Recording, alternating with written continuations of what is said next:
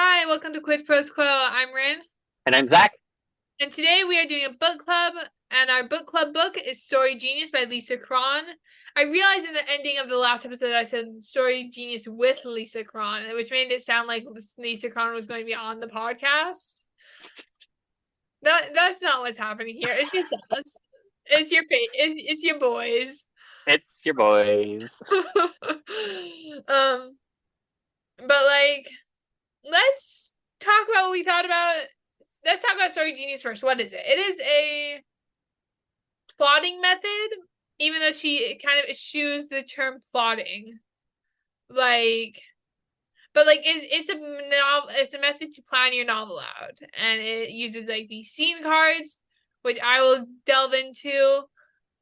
And it's like there's some good stuff in there, but there's also some not good stuff in there, in our opinion. Yeah, yeah. And this was something, I mean, this is something that you should remember for every writing book that you read. Advice is a tool, not a must. I saw something by Mary Robinette Kowal talking about the same concept.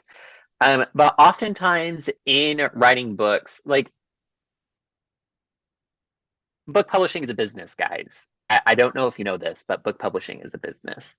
And so there's certain things that come down to marketing. And one of those things that advice books is creating scarcity. And oftentimes this is done by saying this is the one book that you need in order to write a bestseller, or this is the one thing you're missing inside of your story, or like three crazy tips for for plotting or for outline. Have you seen these on TikTok? I bet you have. The click. Um, yeah, the clickbait. Like one of the things that I noticed when I read this book a little while ago is that Cron said a lot of things that implicitly and explicitly discounts advice from other published authors in order to create that kind of sense of scarcity where it's like this is the one thing that you need. And this isn't to say that she doesn't know her stuff. If she didn't, she wouldn't have written the book. She's obviously very talented and knows what she's talking about. I just think that writing advice comes from different people and it's going to work for different people. So I wouldn't necessarily say this is the one book that you need, but it does provide a helpful perspective. Yes, absolutely. So I have three main takeaways from this book, and I don't have to do them all at once. I don't know exactly how the episode is going to go.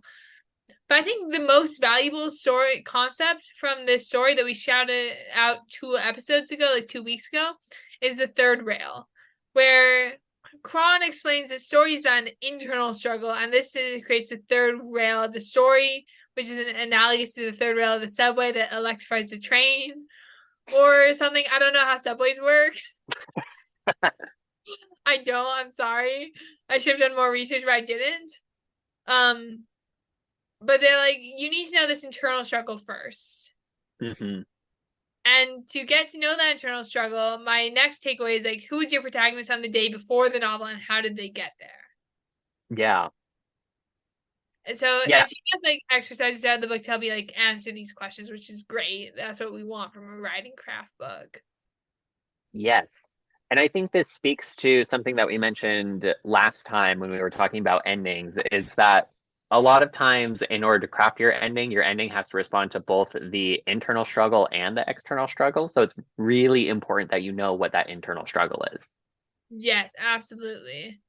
And from this internal struggle, like, or rather, to get to this internal struggle, you have to know your deep-seated desire and the defining misbelief from your protagonist, which is something they want and something that they think but are absolutely totally wrong about. Yeah.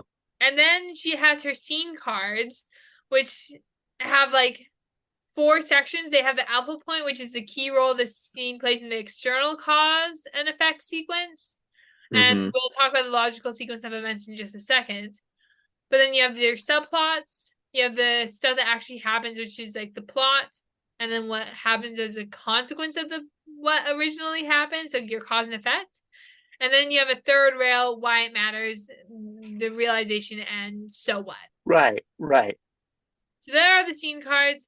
I don't think we can provide the scene cards. I think that'd probably be a copyright error. So Go check it out. go check it out.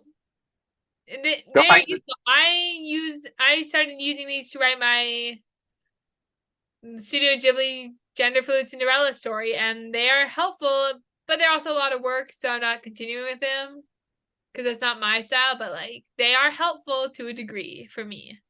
Yeah, so if it works, great. You should add them into your process. Rin mentioned the logical sequence of events, and this reminded me of Pixar's story skeleton, where you have these sentence starters to go through and talk about things. And the meat of the story skeleton is saying, here's the inciting incident. Because of the inciting incident, this happens. Because this happened, that happens. And because of that, so on and so forth. So it's going through with the logical conclusion or the logical next step in the sequence of events. This makes me think about The Princess Bride, the film. I haven't read the book. I've heard that is very different from the film. But in the film, everything that happens is motivated by one of the characters, the logical, outgrowth of that character's action. So when you hang it all together, it's like it all goes through, and it's not it doesn't fall apart because of a Deus Ex Machina or because of some kind of plot hole. It all hangs together. Yeah, absolutely. Yeah, The Princess Bride is a really good example for that because it's like, I want this, so I'm going to go get it, and then you have consequences. Yeah, my last takeaway from this was that making a distinction between narrative and prose. And narrative, what Cron is saying is that narrative is like the story that you would tell if you were summarizing the book, whereas the prose is the text of the story, and about how narrative is so much more important than prose. And I think this is true.